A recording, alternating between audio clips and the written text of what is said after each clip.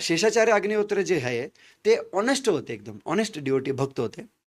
तर त्यांची महाराजांविषयी लई प्रीती होती. जर तुम्ही 264 लीला वाचले आणि ही एक लीला वाचली ना, तर माणसाचे जीवन सफल होतं ॲक्चुअली. वाह! ह्या लीलेमध्ये लय मजेशीर आहे. मी जेवढं सांगता येईल हो, तेवढा हो. प्रयत्न करतो. ह्या लीलेमध्ये काय आहे, शेषाचार्य अग्निहोत्री एक ब्राह्मण होते. एकदम प्रामाणिक ब्राह्मण होते.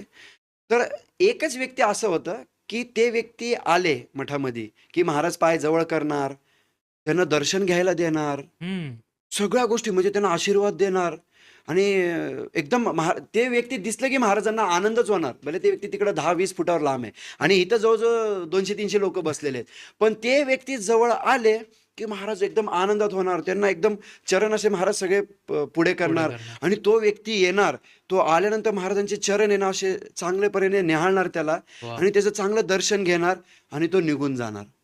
हे असं एकच व्यक्ती आहे, एकच बखरमध्ये अशी लीला आहे, की ज्याला महाराजांनी स्वतःहून चरण दिलेले आहेत. बरं. साक्षात महाराजांचे जे अमृत चरण आहेत, ते अमृत चरण गुलाबासारखे चरण आहेत महाराजांचे. हं. ते एका व्यक्तीला दिलेली लीला आहे. वाह! तर मला आवडणारी सगळ्यात बेस्ट लीला आहे. हं, हं. आणि त्याच्यानंतर त्या व्यक्तीला बघा कसं होतं, की ज्याच्याकडे थोडं कमी नॉलेज असतं ना, बघा आता त्याच्याबरोबर जे एवढं दिव्य लेव्हल घडत होतं. एक दिवशी काय झालं, की एक दिवशी ते आले सकाळी आणि त्यांच्या मनात आलं असं, की याला महाराजांकडे एवढे पेढे, गुलाबजामुन सगळे आहेत राव. पण कधी अशी महाराज चरण तर देतात मला, पण कधी महाराजांची इच्छा नाही झाली का, की मला एखादा पेढा द्यावा. हां. माझ्यावर प्रेम कोरडंच का ठेवलं महाराजांनी? हे हे छोटी बुद्धी आहे ना. तर नॉलेज नाही बघा. विथआऊट नॉलेज माणूस छोटी बुद्धी कधी विचार करून जाईल आणि जीवनाचं उच्च कोटीचं जे प्रेम मिळत होतं ते कसं बंद होतं याचं एक हं. कारण आहे. ह्याच्यामध्ये शिकायला मिळतं. आणि त्या दिवशी ते आले. आल्यानंतर परत सेम आले. महाराज हसले, आनंद झाले. तो आला, परत चरण घेतले. चरणावर परत त्यांनी सेवा केली.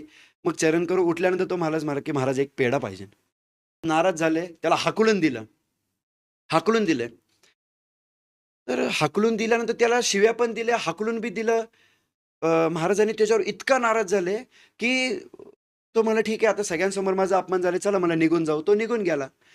तो रातभर विचार करत होता, "मी मागितलंय काय बाबा? पेढा तर मागितलेला आहे. दुसरं तर काहीच नाही मागितलेलं हं. आहे. एवढं महाराजांना नाराज व्हायचं काय झालं?" हे हं. प्रश्न पडत गेला त्याचा. दुसऱ्या दिवशी आला. दिसला, की महाराजांनी सगळं झोपूनच जायचे डायरेक्ट. त्याला चरण द्यायचेच नाही. डायरेक्ट झोपून-बिपून शिव्या द्यायचे. "निघून जा, निघून जा." शिव्या द्यायचे. तो तास-तास बसून राहायचं. 2 तास झाले, 5-5 तास बसून राहायचे. महाराज घोंगडी उचलायचीच नाही. बरं. जेव्हा तो गेला, परत महाराज घोंगडीचं परत लोकांना दर्शन द्यायचं. असं 2 दिवस झाले, 3 दिवस झाले. तो परेशान झाला, की ज्याला एवढं अमृत चरण मिळत होते, एवढंच उच्च कोटीचा आनंद त्याला मिळत होता आणि एका क्षणामध्ये तो गायब कसं काय झाला? हं. काय अशी माझ्याकडून एवढी मोठी चूक झाली, की महाराजांनी